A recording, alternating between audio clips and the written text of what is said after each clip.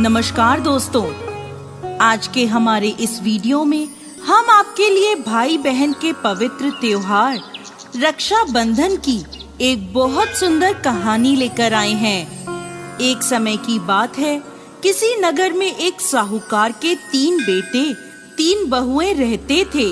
साहूकार की सबसे छोटी बहू बहुत सुशील और संस्कारी थी।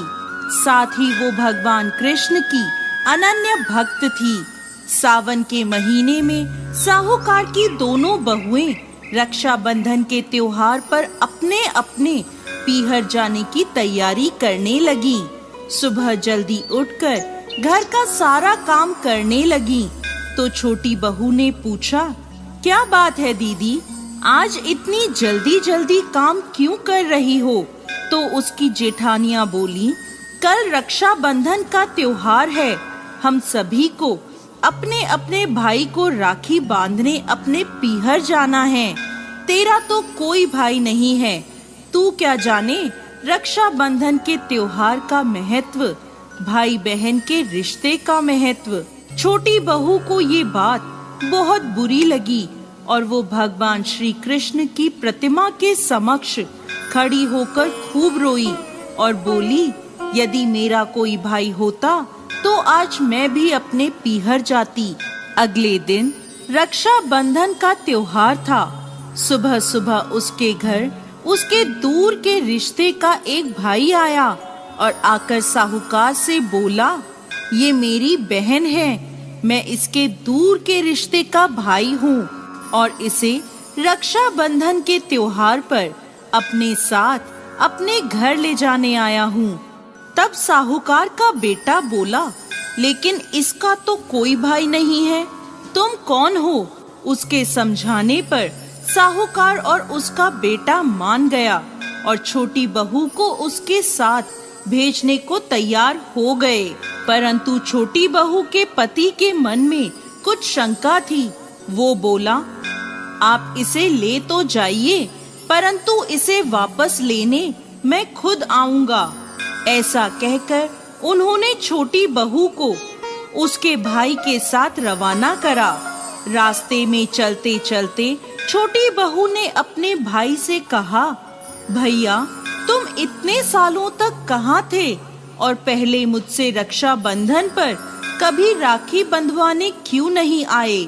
तो उसका भाई बोला, बहन मैं 7 समुंदर पार परदेश में कमाने गया था। अब वह दोनों अपने घर पहुँचे तो घर में भाभी ने अपनी ननद का स्वागत किया, खूब आवभगत करी। फिर उन्होंने रक्षाबंधन का त्योहार मनाया। ऐसे ही हंसी खुशी समय बीत गया। एक दिन छोटी बहू का पति उसे लेने उसके घर आया।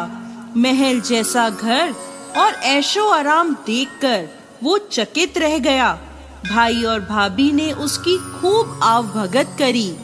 अगले दिन सुबह सुबह भाई और भाभी ने उसे उसके घर के लिए रवाना किया। विदा करते समय उसे खूब सोना चांदी हीरे जवाहरात आदि दिए। थोड़ी दूर जाने पर छोटी बहू का पति बोला, अरे मैं गलती से अपना कुर्ता वहीं भूल आया हूँ। तब वह बोली, कोई बात नहीं, आपका कुर्ता तो पुराना था, इतनी दूर वापस जाएंगे तो घर पहुँचते पहुँचते अंधेरा हो जाएगा। लेकिन उसका पति बोला, नहीं, मैं वापस जाकर अपना कुर्ता ले ही आता हूँ। ऐसा कहकर वो दोनों उसके भाई के घर के लिए वापस रवाना हुए। जैसे ही भाई के घर के पास पहुँचे तो वहाँ उन्होंने देखा, भाई के महल नुमा घर की जगह एक पीपल का बड़ा सा पेड़ है और उस पेड़ पर छोटी बहू के पति का कुर्ता टंगा है। ये देखकर वो बहुत नाराज हुआ और अपनी पत्नी से बोला, ये क्या काला जादू है? कौन था वो जो तेरा भाई बनकर तुझे यहाँ लेकर आया था? मुझे तो शुरू से ही शक था, इसीलिए मैं तुझे लेने आया था। बता कौन था वो? ऐसा कहकर वो छोटी बहू को मारने लगा। इतने में तेज प्रकाश के साथ भगवान श्री कृष्ण वहां स्वयं प्रकट हुए और बोले, मत मारो इसे, ये मेरी बहन है। हर साल रक्षाबंधन के त्योहार पर ये मुझे राखी बांधती आई है और अब मैंने इसका भाई होने का फर्ज निभाया है। इसे मैंने अपनी बहन माना है। छोटी बहू और उसका पति हाथ जोड़कर श्री कृष्ण के चरणों में गिर गए। जय श्री कृष्ण।